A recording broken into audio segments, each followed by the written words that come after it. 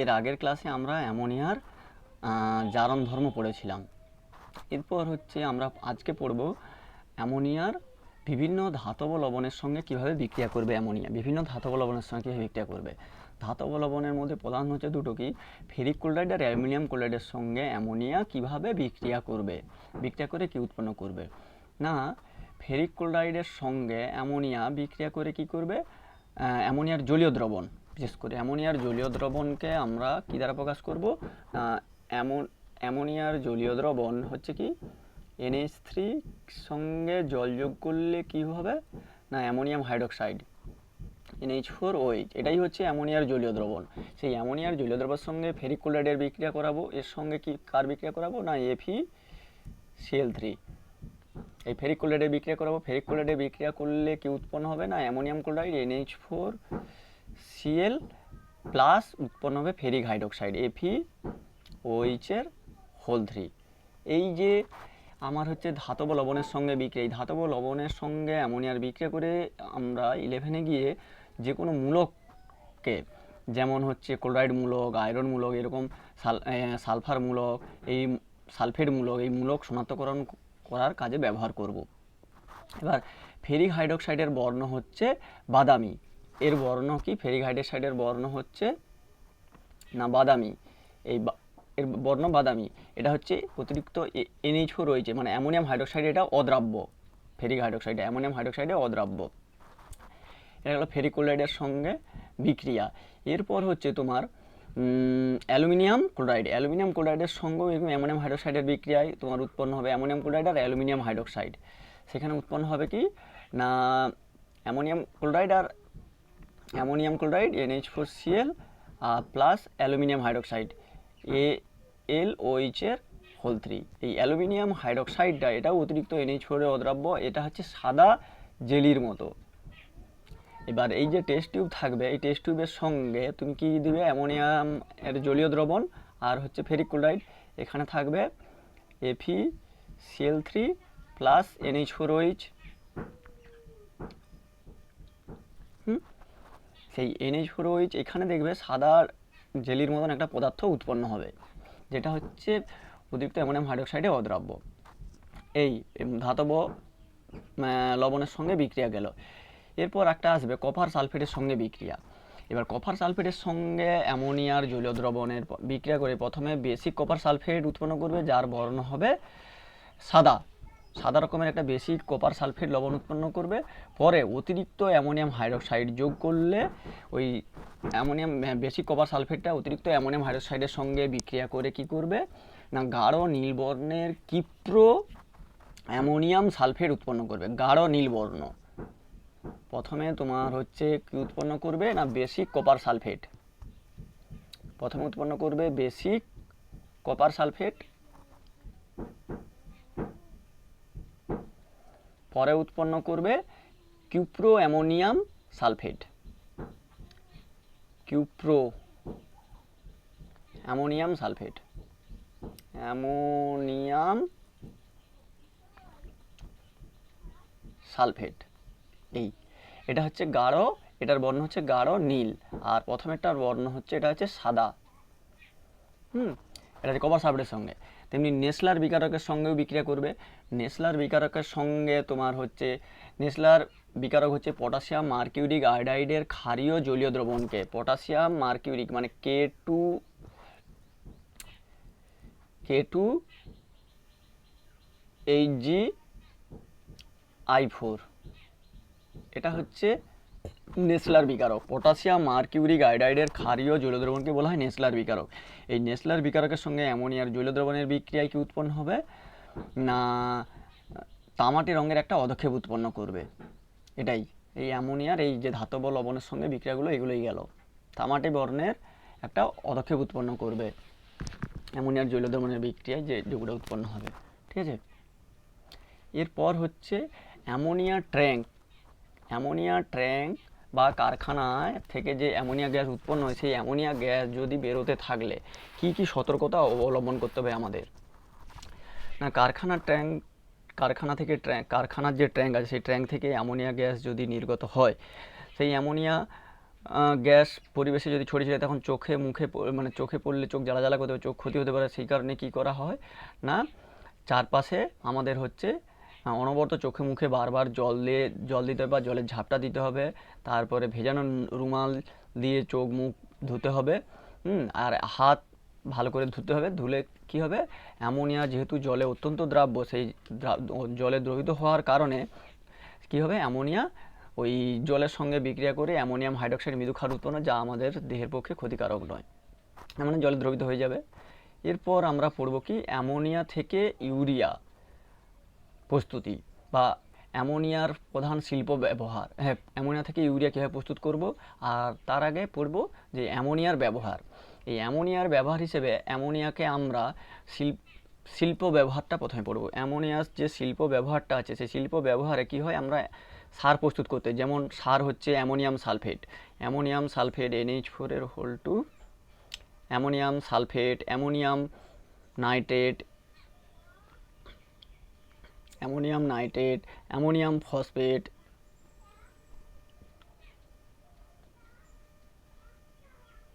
এরকম শিল্পে বিভিন্ন সার প্রস্তুত করতে। এছাড়া যে এগুলো সব, এই সারগুলো সব হচ্ছে কি সার না, অজৈব সার। এগুলো হচ্ছে সব অজৈব সার। এবার জৈব সার যেমন হচ্ছে ইউরিয়ার সংকেত হচ্ছে CONH2 এই ইউরিয়া, এটা হচ্ছে কি না জৈব সার। সবার যে সমস্ত যারা চাষিবাসী মানুষ, তাদের হচ্ছে এই সারটা খুবই প্রয়োজন হয়। ইউরিয়া এই সার প্রস্তুত করতে ব্যবহার করা হবে।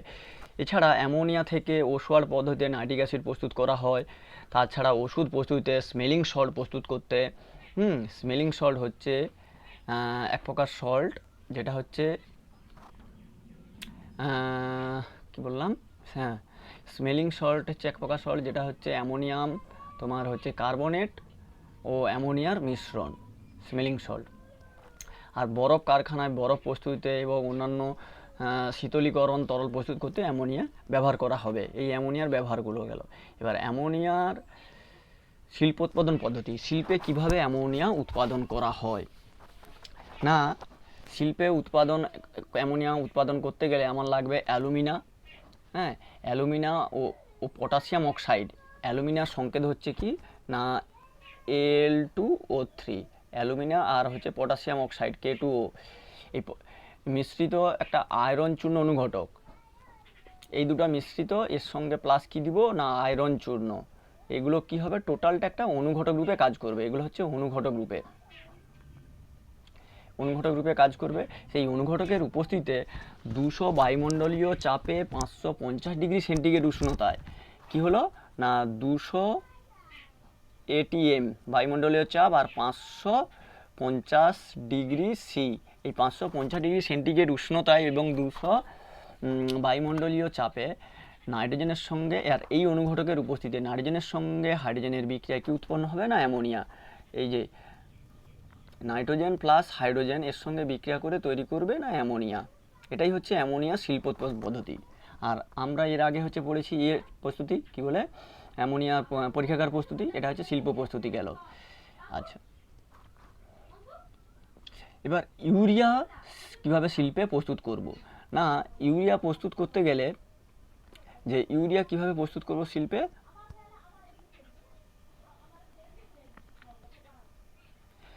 ইউরিয়া প্রস্তুত করব না 150 বায়ুমণ্ডলীয় চাপে এবং 200 থেকে 250 ডিগ্রি সেন্টিগ্রেড উষ্ণতায়। কন্ডিশন কি না 150 ATM আর 200 থেকে 250 ডিগ্রি সেন্টিগ্রেড উষ্ণতায়, 150 থেকে 250 ডিগ্রি সেন্টিগ্রেড উষ্ণতায় কী হবে, দুই আয়তন কি নেব, অ্যামোনিয়া এবং 1 আয়তন কার্বন ডাইঅক্সাইড। 2 আয়তন অ্যামোনিয়া আর 1 আয়তন কার্বন ডাইঅক্সাইড। অ্যামোনিয়া 1 আয়তন কার্বন ডাইঅক্সাইডের বিক্রিয়ায় তোমার কি উৎপন্ন হবে না ইউরিয়া উৎপন্ন হবে। কিন্তু এই বিক্রিয়াটা একটা স্টেপে হয় না, দুটো স্টেপে হয়। প্রথমে 2 আয়তন অ্যামোনিয়া ও 1 আয়তন কার্বন ডাইঅক্সাইডের বিক্রিয়া, আর এই যে কন্ডিশনগুলো আছে এই কন্ডিশনগুলো মেনে যদি চলে, তাহলে প্রথমে হচ্ছে উৎপন্ন হবে অ্যামোনিয়াম কার্বামেট, অ্যামোনিয়াম কার্বামেট ময়কাট্ট অ্যামোনিয়াম কার্বামেট উৎপন্ন হবে, যার সংকেতটা হচ্ছে NH2COONH4 অ্যামোনিয়াম কার্বামেট। পরে কি হবে, এই অ্যামোনিয়াম কার্বামেটটা কি হবে, তাপে বিয়োজিত হয়ে ইউরিয়া উৎপন্ন করবে। এই অ্যামোনিয়াম কার্বামেট পরে হচ্ছে তাপে বিয়োজিত হয়ে ইউরিয়া উৎপন্ন করবে, NH2CONH2 এটা উৎপন্ন করবে। তার সঙ্গে এটা আর কি উৎপন্ন হবে না, জল উৎপন্ন হবে। এটাই হলো ইউরিয়া শিল্প প্রস্তুতি। আর ইউরিয়ার ব্যবহারটা কি, আমরা প্রধানত নাইট্রোজেন ঘটিত সার হিসেবে জমিনে নাইট্রোজেন ঘটিত সার হিসেবে আমরা ইউরিয়া ব্যবহার করি। আচ্ছা, এছাড়া ইউরিয়া ফর্মালডিহাইড আর প্লাস্টিক রেজিন প্রস্তুত করতে, এছাড়া প্রধান হচ্ছে জ্বরের ঔষধ, কালা জ্বরের ঔষধ হচ্ছে ইউরিয়া স্টিবামিন প্রস্তুত করতে ইউরিয়া, এবং ঘুমের ঔষধ হচ্ছে বার বিউ এছাড়া কি হচ্ছে না ঘুমের ঔষধ এছাড়া ঘুমের ঔষধ প্রস্তুত করতে কি হচ্ছে বার বিউ মানে বারবিউটিউরেট নামক একটা জৈব যৌগ প্রস্তুত করতে এই ইউরিয়া ব্যবহার করা হবে। যেটা বিস্ফোরক পদার্থ নাইট্রোসেলুলোজ প্রস্তুত করতে ইউরিয়া ব্যবহার করা হয়। এই হলো আমার অ্যামোনিয়ার সংক্ষিপ্ত বিবরণ। এরপর আমাদের আছে হাইড্রোজেন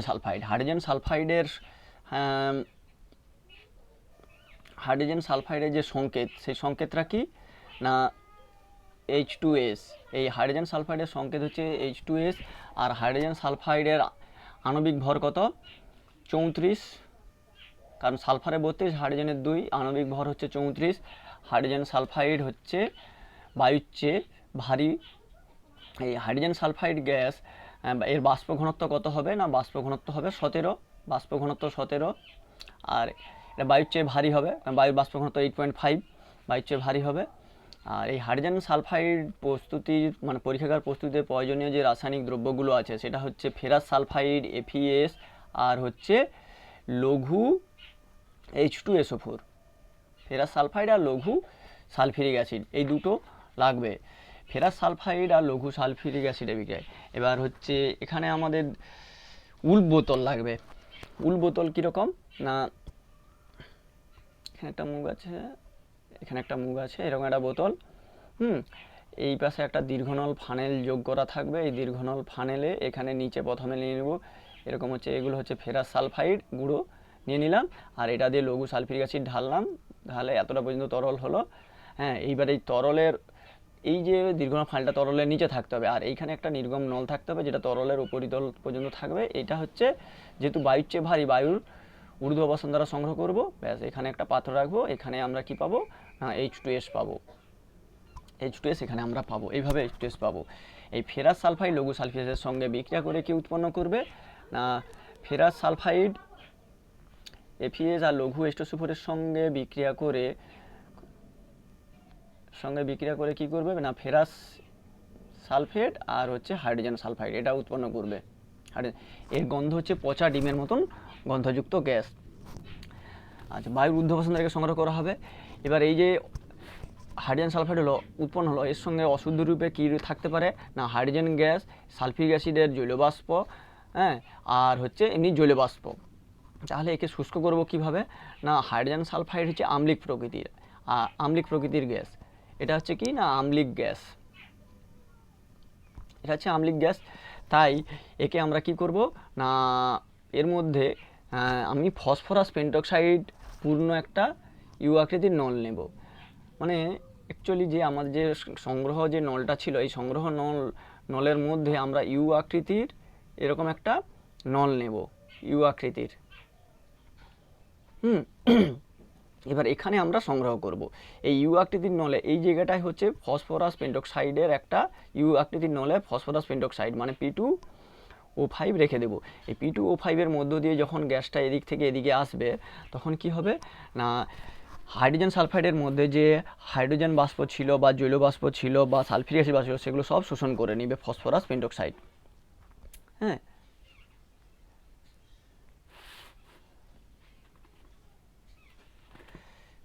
এছাড়া কিপ যন্ত্র হাইড্রোজেন সালফাইড প্রস্তুত করা হয়, বা কিপ যন্ত্রে কোন গ্যাস প্রস্তুত করা হবে। কিপ যন্ত্রের ছবিটা আমি আঁকতে পারছি না, একটু বইয়ে দেখে নেবে। 3টা স্তম্ভে ভাগ করা আছে। সেই 3টা স্তম্ভ কীরকম না, নিচে একটা এরকম স্তম্ভ আছে, মাঝখানে এরকম একটা স্তম্ভ আছে, এখানে ঢোকানো আছে এরকম, আর উপরে একটা স্তম্ভ এই এতটা আছে, এখানে গোল করে এরকম ইউ আকৃতির এরকম একটা বাঁকানো আছে। হ্যাঁ, এইখানে রাখতে হবে। তারপরে এইখান থেকে আমি গ্যাসটা পাবো, এরকম একটা কিপ, আমি একটা একটা ছবি আঁকলাম, কিন্তু বইতে দেখবে। এবার কিপ যন্ত্রে সাধারণত কোন গ্যাস প্রস্তুত করা হয় না, যে সমস্ত গ্যাস সাধারণ উষ্ণতায় পরীক্ষাগারে সাধারণ উষ্ণতায় উৎপন্ন হয়, যেমন হচ্ছে ফেরাস সালফাইডের সঙ্গে লঘু সালফিক অ্যাসিডের বিক্রিয়া হাইড্রোজেন উৎপন্ন হচ্ছে, সেরকম গ্যাস কিপ যন্ত্রে প্রস্তুত করা হবে। হাইড্রোজেন সালফাইড কিপ যন্ত্রে প্রস্তুত করা হয়, যেমন কার্বন ডাই অক্সাইড হচ্ছে প্রস্তুত করা হবে না হবে না।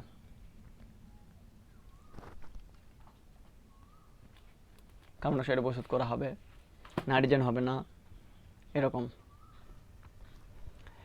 এই হাইড্রোজেন সালফাইডের এবার হচ্ছে ভৌত ধর্ম কীরকম না, এটা হচ্ছে বিষাক্ত গ্যাস, এর হচ্ছে বর্ণহীন গন্ধ, হচ্ছে পচা ডিবের মতো। চাপের প্রয়োগ কি না, উচ্চ চাপ প্রয়োগ করে একে শীতল করলে সহজে বর্ণহীন তলে পরিণত করা যায়।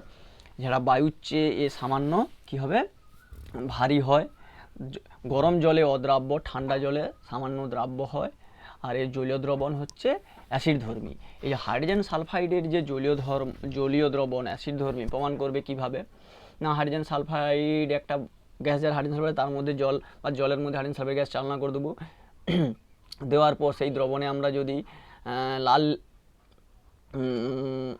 নীল লিটমাস যোগ করি, যদি লাল হয়ে যায় তাহলে আমরা কি বলবো না, হাইড্রোজেন সালফাইডের জলীয় দ্রবণ অম্লধর্মী। আচ্ছা, এর দাহ্যতা, হাইড্রোজেন সালফাইডের দাহ্যতা ধর্ম আছে, নিজে দাহ্য কিন্তু অন্য পদার্থের সঙ্গে দহনে সহায়তা করে না। হাইড্রোজেন সালফাইড নিজে দাহ্য, হাইড্রোজেনের মতন নিজে দাহ্য হবে। হাইড্রোজেন সালফাইড অক্সিজেনের সঙ্গে বিক্রিয়া করে হাইড্রোজেন সালফাইড অক্সিজেনের সঙ্গে দাহ্য, যেহেতু অক্সিজেনের সঙ্গে বিক্রিয়া করে সালফার ডাই অক্সাইড আর জলীয় বাষ্প উৎপন্ন করবে। এই আর হাইড্রোজেন সালফাইডের বিজারণ ধর্ম, সব থেকে ইম্পর্টেন্ট বিক্রিয়া হচ্ছে বিজারণ ধর্ম।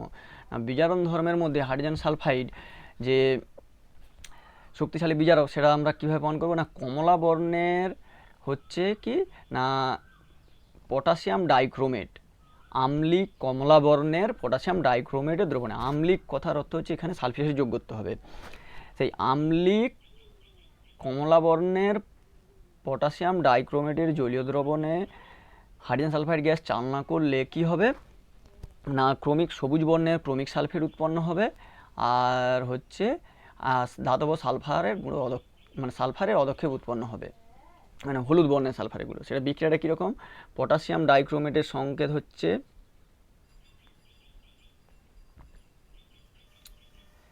K2Cr2O7, এটা হচ্ছে কমলা বর্ণের। সালফিউরিক অ্যাসিড দিয়ে দিয়েছি H2SO4 প্লাস হাইড্রোজেন সালফাইড দিয়েছি।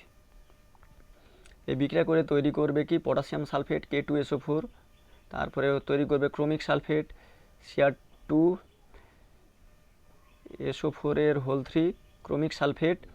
আর এই ক্রোমিক সালফেটের বর্ণ হচ্ছে কি না সবুজ, ক্রোমিক সালফেট। তারপরে তৈরি করবে প্লাস জল তৈরি করবে, আর হচ্ছে সালফারের পদক্ষেপ পড়বে। এই সালফারের পদক্ষেপ হচ্ছে কি না হলুদ বর্ণের, এই হলুদ বর্ণের। এই বিক্রিয়াটা খুবই ইম্পর্ট্যান্ট। এরপর হচ্ছে অদক্ষেপণ সংক্রান্ত বিক্রিয়া না, আম্লিক কিংবা ক্ষারীয় বা পশম মাধ্যমে অনেক ধাতব লবণের জলীয় দ্রবণের সঙ্গে হাইড্রোজেন সালফাইড বিক্রিয়া করে কি উৎপন্ন করবে না, বেশিরভাগ জলে অদ্রাব্য ধাতব সালফাইড অদক্ষেপ তৈরি করবে। এই ধাতব সালফাইডগুলি হচ্ছে বিশেষ বর্ণযুক্ত হয় বলে এদেরকে সহজেই শনাক্তকরণ করা যায়। যেমন একটা উদাহরণ, যেমন কপার সালফেট, যে ধাতব লবণের সঙ্গে হাইড্রোজেন সালফাইড বিক্রিয়া করে কপার সালফাইড উৎপন্ন করবে। যে ধাতব সালফাইড অদক্ষেপ উৎপন্ন করবে, যার বর্ণ হচ্ছে কালো বর্ণের। তেমনি লেড নাইট্রেটের জলীয় দ্রবণের সঙ্গে যেমন কপার কপার সালফেটের দ্রবণের সঙ্গে হাইড্রোজেন সালফাইড গ্যাস চালনা করলে কি উৎপন্ন করবে না copper sulphide CuA sulphide plus জল। তেমনি লেড নাইট্রেটের সঙ্গে PbNO3 এই হাইড্রোজেন সালফাইড করবে লেড সালফাইড প্লাস জল উৎপন্ন, lead sulphide plus nitric acid, জল নয় এখানে, না এখানে নাইট্রিক অ্যাসিড উৎপন্ন করবে। আর উপরটা sulphuric acid H2SO4 nitric acid উৎপন্ন করবে। এবার লেড সালফাইড, কপার সালফাইড এগুলো সব হচ্ছে কালো, মানে সিলভার নাইট্রেট। হ্যাঁ, এবার যেমন ধরো আমরা যে গলায় যে হার পরি না, যে আরে রূপোর যে গহনা পরি, সেই রূপোর গহনা পরলে কিছুদিন পর কালো হয়ে যায় কেন, এরকম কোশ্চেন দিতে পারে। কারণ বায়ুর মধ্যে কি হয়, সালফার ডাইঅক্সাইড বা বায়ুর সালফার ডাইঅক্সাইড জলীয়বাষ্পের সঙ্গে বিক্রিয়া করে হাইড্রোজেন সালফাইড উৎপন্ন করবে। সেই হাইড্রোজেন সালফাইড ওই রূপোর যে গহনা আছে, যে রূপোর গহনা হচ্ছে সিলভার, সেই সিলভারের সঙ্গে বিক্রিয়া করে সিলভার সালফাইড অধক্ষেপ উৎপন্ন করে, যেটা কালো বর্ণের হয়, ফলে রূপোর গহনা আস্তে আস্তে করে কালো হয়ে যায়। এছাড়া হাইড্রোজেন সালফাইডকে আমরা শনাক্তকরণ করব কিভাবে না, হাইড্রোজেন সালফাইড যে গ্যাস প্রস্তুত হচ্ছে, সেই গ্যাসের মধ্যে সদ্য প্রস্তুত সোডিয়াম নাইট্রোক্লোরাইড দ্রবণ চালনা করলে বেগুনি বর্ণের একটা জটিল যৌগ উৎপন্ন হয়। সোডিয়াম নাইট্রোক্লোরাইড দ্রবণ যদি চালনা করা হয়, কি দ্রবণ না সোডিয়াম নাইট্রোক্লোরাইড,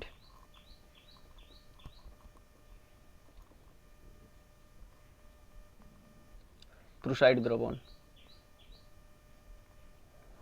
সেই সোডিয়াম নাইট্রোক্লোরাইড দ্রবণ চালনা করার পর দেখা যাবে যদি বেগুনি বর্ণের উৎপন্ন হয়, বেগুনি বর্ণের একটা দ্রবণ উৎপন্ন হবে, হ্যাঁ, তখনই আমরা বলবো ওটা hydrogen sulphide gas. Sodium nitrochloride দ্রবণে হাইড্রোজেন সালফাইড গ্যাস চালনা, দ্রবণের বর্ণ যদি বেগুনি হয়ে যায় তখন বলবো ওটা হাইড্রোজেন সালফাইড গ্যাস।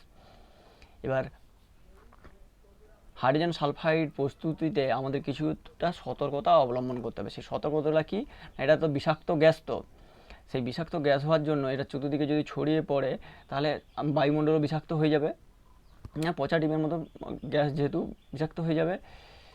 সেই জন্য কী করা হয়, পরীক্ষাগারে হুড সমেত ধূম্রকক্ষে আর বিক্রিয়া করা দরকার। হুড সমেত ধূম্রকক্ষ বলতে মানে যেই কক্ষ থেকে হাইড্রোজেন সালফাইড গ্যাসটা বেরোবে না, সেরকম কক্ষে হাইড্রোজেন সালফাইড গ্যাস প্রস্তুত করতে হবে। আচ্ছা, এছাড়া হাইড্রোজেন সালফাইড তৈরির সময় লঘু সালফিউরিক অ্যাসিড নিতে হবে। এবার লঘু সালফিউরিক অ্যাসিড যদি না নিয়ে আমরা যদি গাঢ় সালফিউরিক অ্যাসিড নেই, গাঢ় সালফিউরিক অ্যাসিড কী হবে, গাঢ় সালফের তীব্র জারক ধর্ম আছে, সেই যে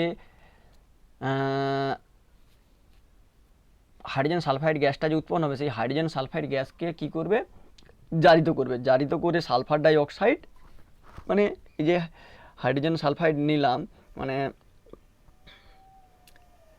ফেরাস সালফাইড প্লাস H2SO4, এটা যদি গাঢ় নেই, গাঢ় নিলে কি হবে, তাহলে কি হবে, জল, sulphur die oxide plus sulphur, এটা উৎপন্ন হবে। তখন আর হাইড্রোজেন সালফাইড আর উৎপন্ন হবে না। আমি একটা স্টেপ, বিক্রিয়াটা দুটো স্টেপে আমি একটাই ডাইরেক্ট স্টেপ করে দিলাম, যে প্রথমে হাইড্রোজেন সালফাইড উৎপন্ন হবে, সেই হাইড্রোজেন সালফাইড আবার সালফিউরিক অ্যাসিডের সঙ্গে বিক্রিয়া করে সালফার ডাই অক্সাইড, জল আর ধাতব সালফার উৎপন্ন করবে। এই আমার হচ্ছে হাইড্রোজেন সালফাইড। এবার এর বিভিন্ন বোধমূলক কোশ্চেন আছে, ওই যে ধাতব লবণ অধক্ষেপণের যে বিক্রিয়াগুলো, সেই বিক্রিয়াগুলো আমাদেরকে করতে হবে, ঠিক আছে।